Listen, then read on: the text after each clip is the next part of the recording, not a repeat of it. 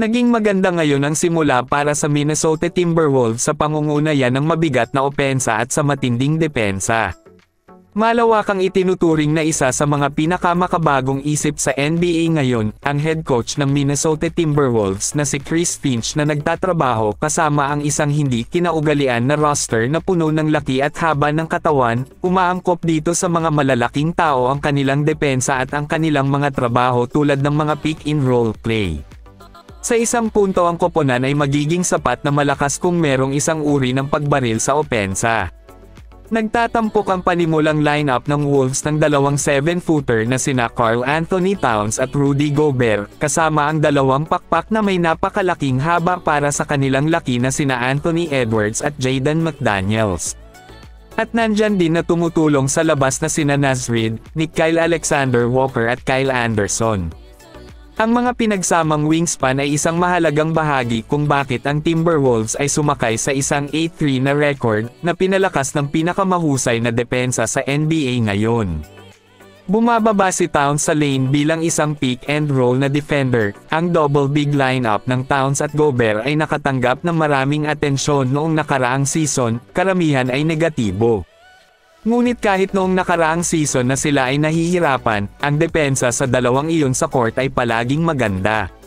Sa ngayon hindi mapagkaila na maganda ngayon ang takbo ng Minnesota Timberwolves na merong malakas na opensa na may halong mabibigat na depensa. Sunod-sunod ngayon ang talo para sa Golden State Warriors matapos ang pagkawala ni Stephen Curry. Ang Warriors ay nakatakda na makipaglaban sa Oklahoma City Thunder sa Sabado ng gabi na may posibilidad raw na makapaglaro si Stephen Curry. Sinabi ni head coach Steve Kerr na questionable o hindi daw sigurado na si Curry na maglaro para sa Sabado ng gabi. Idinagdag pa umano ni Kerr na malaki ang maitutulong ng pagsasanay niya noong Biyernes sa pagtukoy sa availability ni Curry laban sa Thunder. Dahil sa mga komento ni Kerr sa potensyal na availability ni Curry, ang pag-eensayo ay magandang hudyat para sa tsansa ng superstar guard na maglaro sa Sabado. Siya nga ay nawala noong nakaraang mga laro dahil nakikitungo siya sa pananakit ng tuhod, sumailalim siya sa isang MRI noong Miyerkules. Hindi pa rin tiyak ang kanyang timeline para sa pagbabalik, at nananatiling hindi sigurado sa ngayon, hindi man maglaro si Curry sa Sabado, tila nagtetrend siya sa pagbabalik sa lalong madaling panahon. Si Stephen Curry ngayon ay nag-eedad na ng 35 anyos, na naging maliwanag na lugar para sa Warriors sa gitna ng katamtamang pagganap ng koponan. Ang hinaharap na Hall of Famer ay may average na 30.7 points bawat laro sa 48.8% mula sa field goal at 44.6% naman mula sa 3-point shooting sa 11 na paligsahan sa ngayon. Hindi siya nagpakita ng anumang mga palatandaan ng pagbagal kahit na sa kanyang edad na 35 anyos.